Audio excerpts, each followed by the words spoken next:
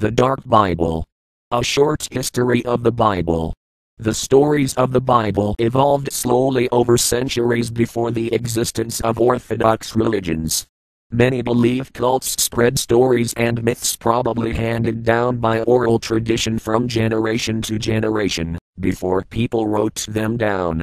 Many of the stories originally came from Egyptian and Sumerian cults. All of these early religions practiced polytheism, including the early Hebrews.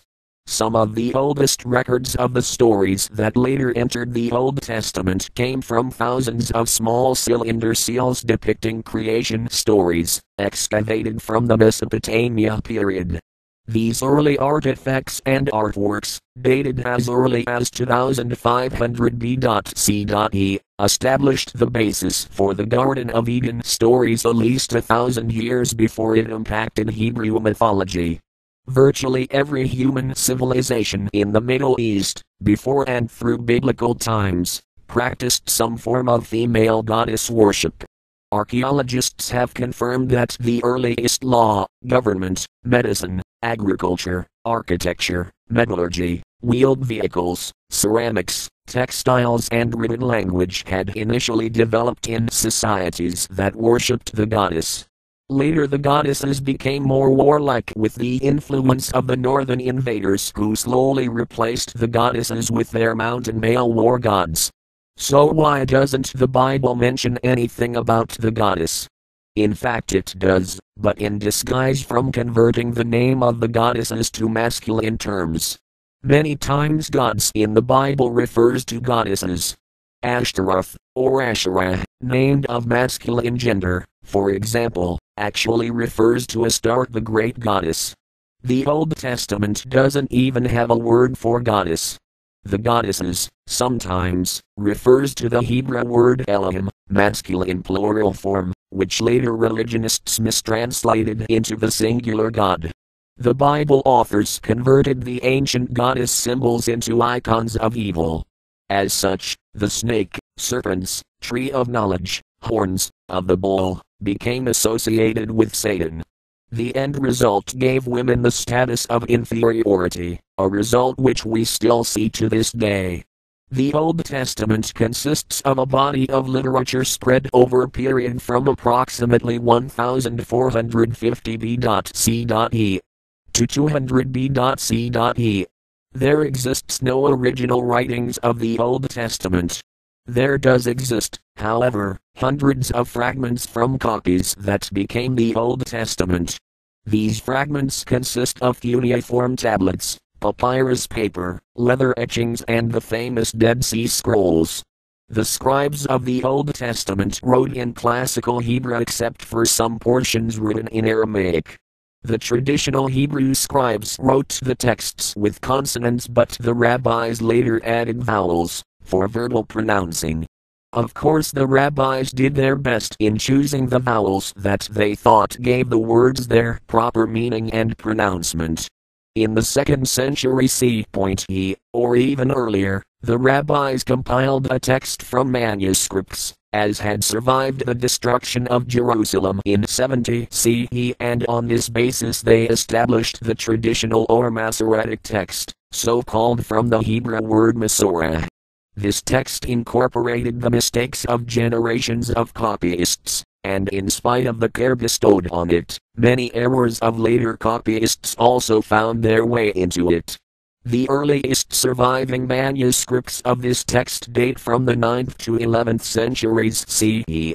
It comes mostly from these texts which religionists have used for the present Old Testament translations. The New Testament has even fewer surviving texts. Scholars think that not until years after Jesus' alleged death that its authors wrote the Gospels.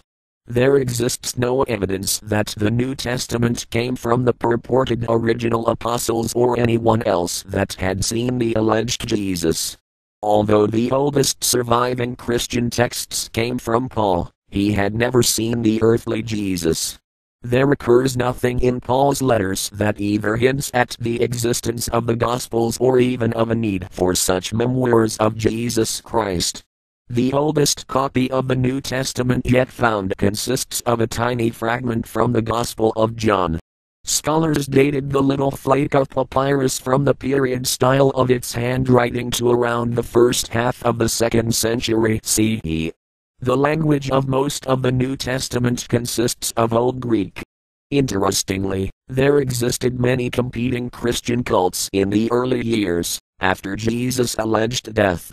Some sects saw the universe in dualisms of goodness and sin, of light and darkness, God and the devil.